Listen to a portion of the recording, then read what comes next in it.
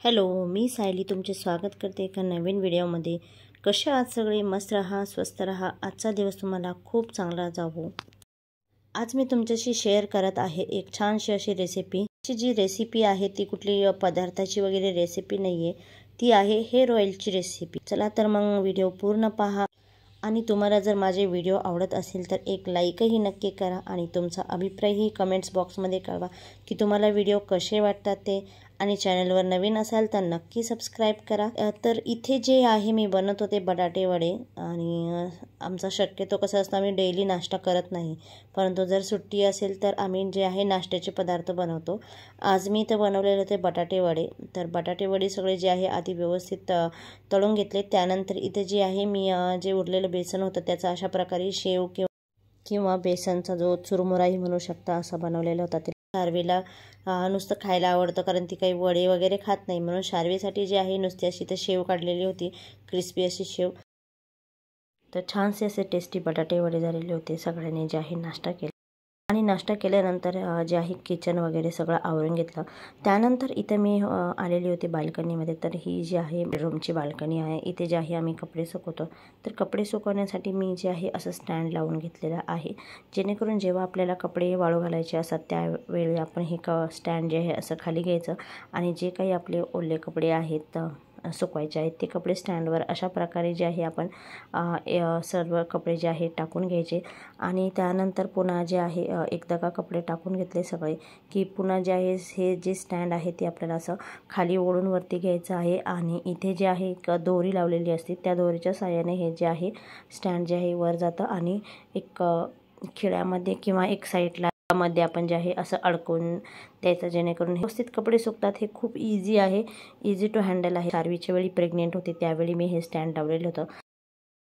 उन्हाळा म्हणलं की उन्हाळी वाळवण ही आलीच, तर उन्हाळ्याच्या वाळवणामध्ये भरपूर पदार्थ बनवलेले होते आणि हे जे आहे आम्ही बनवले होते खिचे पापड, म्हणजे जे तांदळाचे खिचे पापड असतात ते। तर ह्याचा पूर्ण व्हिडिओ जो आहे खिचे पापडचा कसा करायचा हा जर कोणाला पाहिजे असेल तर कमेंट्स करून नक्की सांगा, चॅनलवर अपलोड करेन। तर आम्ही दोघी म्हणजे माझे सासू आणि आम्ही दोघी मिळून जे आहे पापड बनवलेले होते। दुपारचं जे आहे सगळं आवरल्यानंतर हे जे आहे आम्ही हे पापड बनवलेले होते। आम्ही हे जे पापड आहे घरातच वाळू घालतो फॅनच्या खाली। बाहेर जर वाळत घातले तर खूप माती धूळ वगैरे येते, जे आहे बाहेर वाळत न घालता आम्ही तर फॅन खालीच सुकवतो, वाळत घालतो। त्याच्यानंतर जे आहे मग एक दिवस जे आहे चांगलं असं जे ऊन असतं ते दिल्यानंतर पापड जे चांगल्या प्रकारे सुकतात। त्यानंतर दुपारी जे आहे गरमी वाढलेली होती म्हणून कैरीचं पन्ह बनवलेलं होतं। हे जे पण आहे ते आमच्या आईंनी म्हणजे माझ्या सासूबाईंनी बनवून ठेवलेलं होतं। हे आपण स्टोरही करू शकतो, साधारणतः 15 दिवसासाठीचं किंवा 8 दिवसासाठीचं तुम्ही कैरीचं पन्ह बनवू शकता। खूप इझी आहे बनवणं।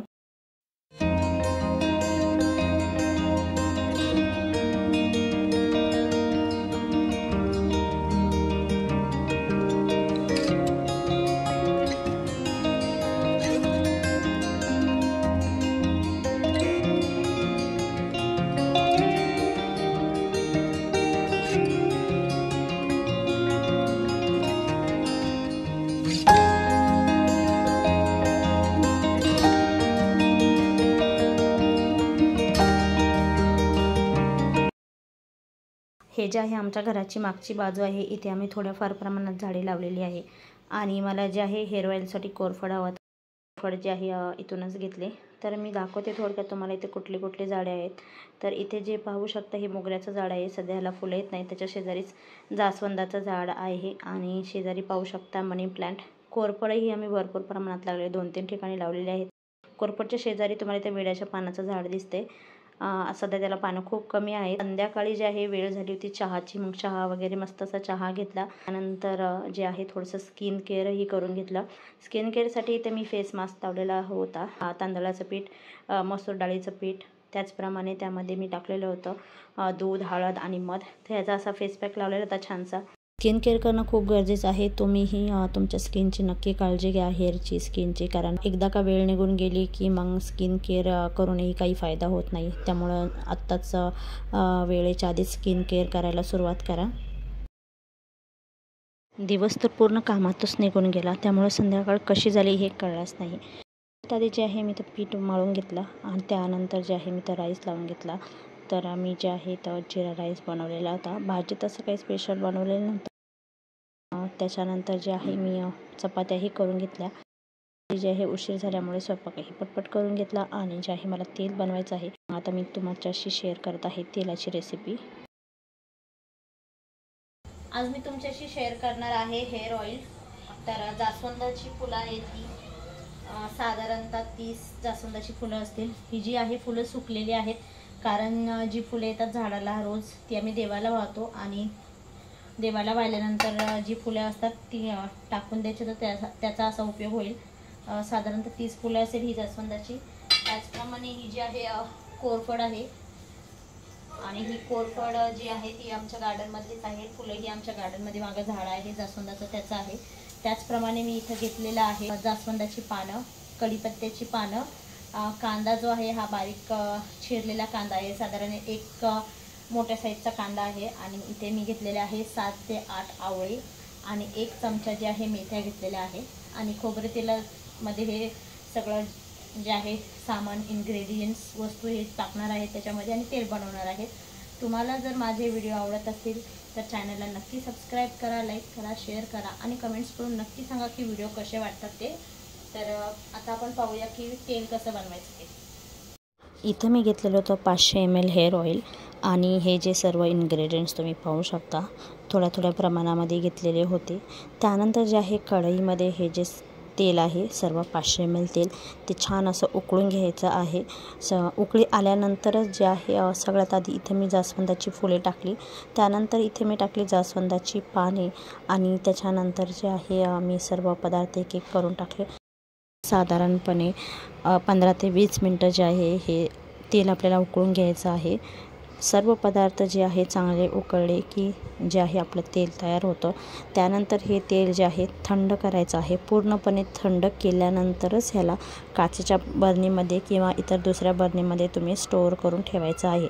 आणि जेव्हा तुम्हाला केस धुवायचे आहे त्याआधी 1 तास अगोदर तुम्हाला हे तेल केसांच्या मुळापासून लावायचं आहे. तर हे अशी ही रेसिपी इझी सोपी आहे, केसांसाठी खूप उपयोगी आहे. ह्याच्या उपयोगाने केस जे आहे स्मूथ होतात. त्याचप्रमाणे आपण ह्याच्यामध्ये आवळा टाकलेला आहे, त्यामुळे तुमचा जो केसांचा कोंडा आहे तोही कमी होण्यास मदत होते. आणि जास्वंदामध्ये भरपूर असे गुण असतात, त्यामुळे तुमची केस जी पातळ आहे ती थोड्याफार प्रमाणात जाड होतात. केसांची मुळेही मजबूत होतात आणि जो केसांचा जो पोत आहे तोही सुधारण्यास मदत होते. तर पाहू शकता तुम्ही जे मी अर्धा लिटरचं जे तेल आहे त्याच्यापासून हे एवढं जे तेल तयार झालं.